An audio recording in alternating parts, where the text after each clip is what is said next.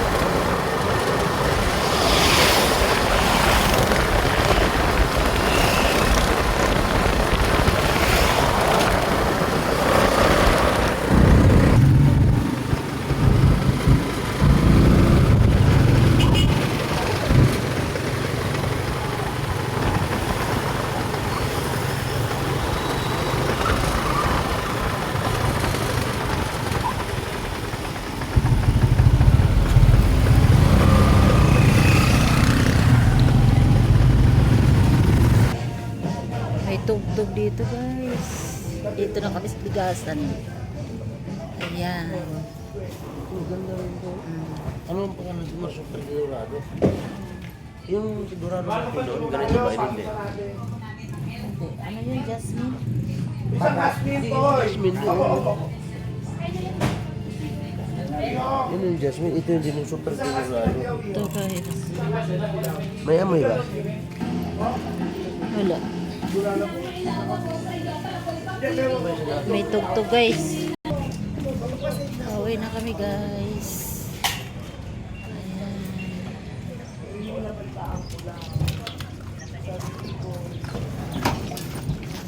Ganito namin, 15 piraso to eh. Ganito namin, 15 piraso eh, bago nung buwan. Kung kahit nadala mo yan, basta balik lang. Hindi mo namin ibabalik. Basta clinic mo naman. Try na yung bigyan mo namin eh. Ano na yan? Mantika. Meron siya suka doon umbong. Pasarado mo.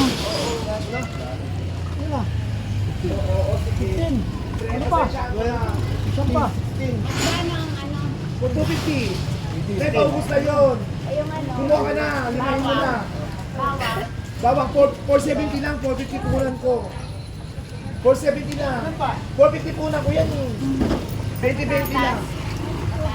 Ano ba? Iba na. Per kilo yun. 85 sa'yo. 85-90 yun eh. Kaso wala na yata timbangan mother eh.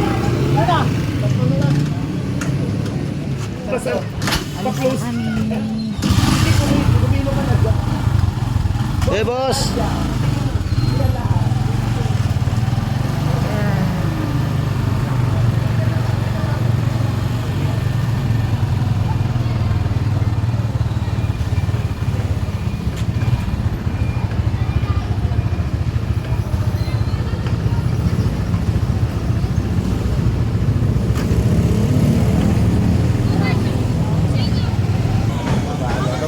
Bibili kami ng ulam.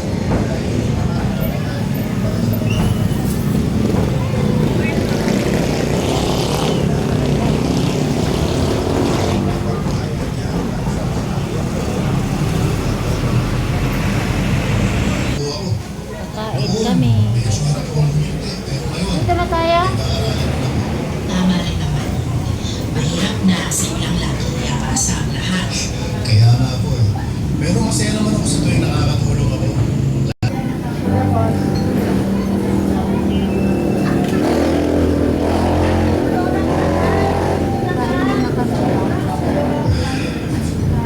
Nandito na po ako.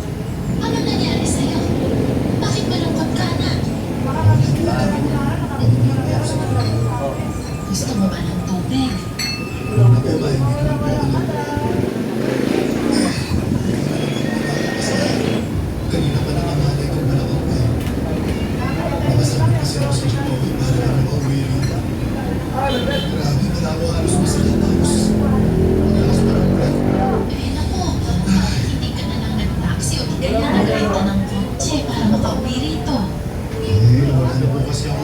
Tapos, hindi ko naman magamit yung card ko dahil nasagad ko na.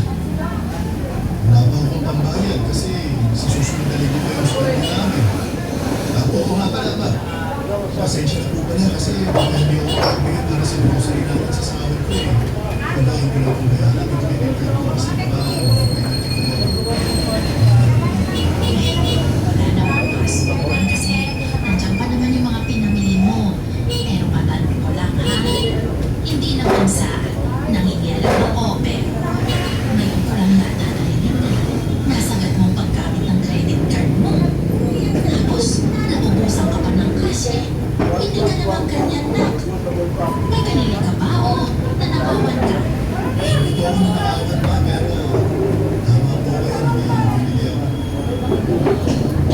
Hinihingihan ko po ng bagong cellphone si Marisa kasi birthday niya po ngayon. Isang birthday. Tapos buhay kami sa labas kaya yun. Naubos naman yung cash na dala ko. Kaya na lang nakakaya. Thanks po. Ganun ba? Ay, buti na lang ligtas ka pa rin na nakarating dito sa atin na. Di bale, sa susunod, siguraduhin mo na lang na may ititira ka magpapasahe. O di kaya, kapag wala ka na talagang pera dyan, eh di tawagan mo ko. Sasabihan ko yung mga kapatid mo na pahirapin ka ng pera. Yung isisend nila gamit yung, ano ba yung e-wallet para meron kang magamit. Salamat po. Wala yung anak. Sige na, kumain ka na doon para naman makapagpahinga ka na pagkatapos.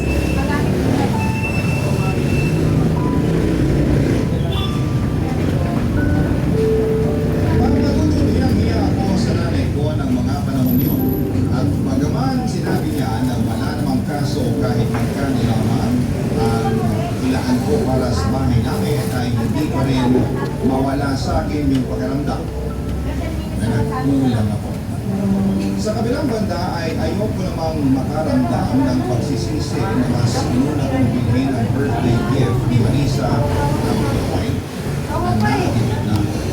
Kaya nga ginawa ko talaga ang makakaya ko upang i-budget ng maayos ang aking sweldo kaso'y sadyang nahihirapan ako dahil sa pagiging mayuko ng aking girlfriend.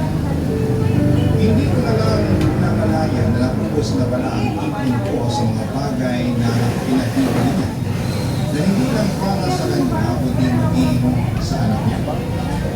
Hindi ako maramot na tao. Pero noong time na yun ay nasa na talaga ako papadulog. Hindi lang sa pinansya, kundi maging emosyonal at mental. Barangay Love Stories. Barangay Love Stories. Sa kabila ng lahat ay mas nalahing pa rin sa akin ang pag-unawa at pagmamahal kay Marisa papadulog. Kaya naman kahit halos maubos na ako noong ang panahon yun ay nagtitiis ako. Maasikaso naman din kasi si Marisa at mabawi siya sa akin kapag pakaramdam niya ay nagkukulang na siya. Malambing naman siya pero mas madalas nga lang kapag kumain kailangan siya. Hindi ko nagtagaan ay pinalita sa akin ni Marisa na buntis siya papadulog. Pero naging maselan yun. Kaya naman nag-decide kami na tumira muna sa bahay namin para maalagaan siya ng nanay ko.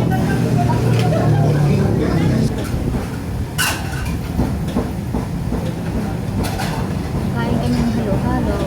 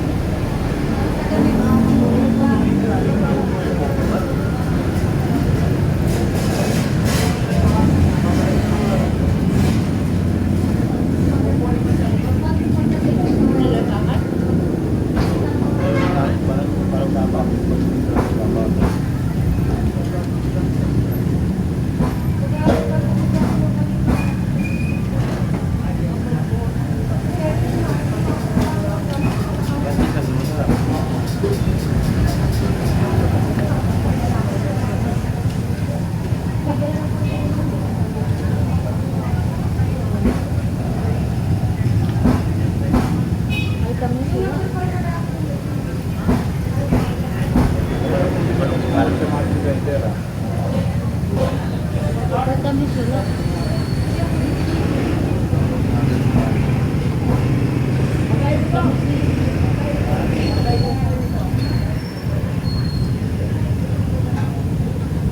Kanino kaya yan? Huwag nilagay sa TV. Mag-spread. Mag-spread. Parang kailangan ko yun. Kailangan pala yun. Kung yung kanatanong sa akin na maaari.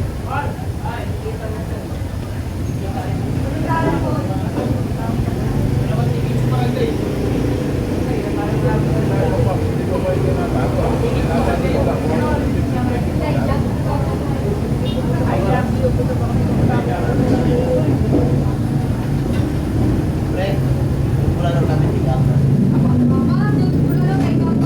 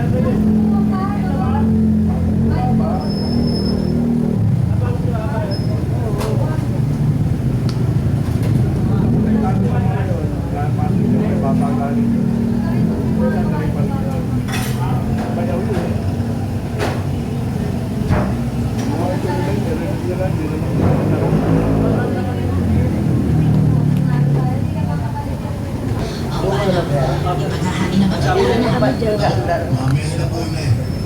Bayaran mo na lang ano. Wala lang. Ako na lang din po ang mag-ahal ng pagkain ko mamaya. Eh, ayaw ko ba na kasi kasuhin kita? Mas na lang po muna kayo dyan.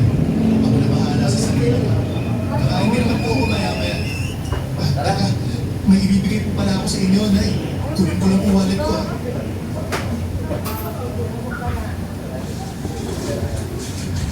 Ay, ano yan? Pera? Opo. Ito po. Para po sa inyo.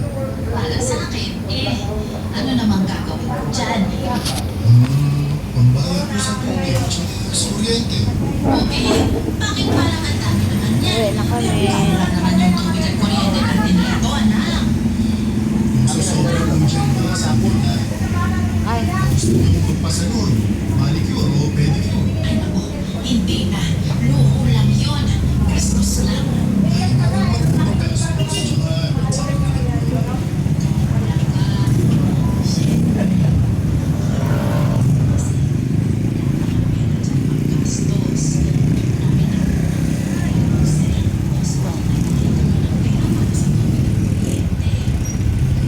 uwi na kami guys. Bye-bye.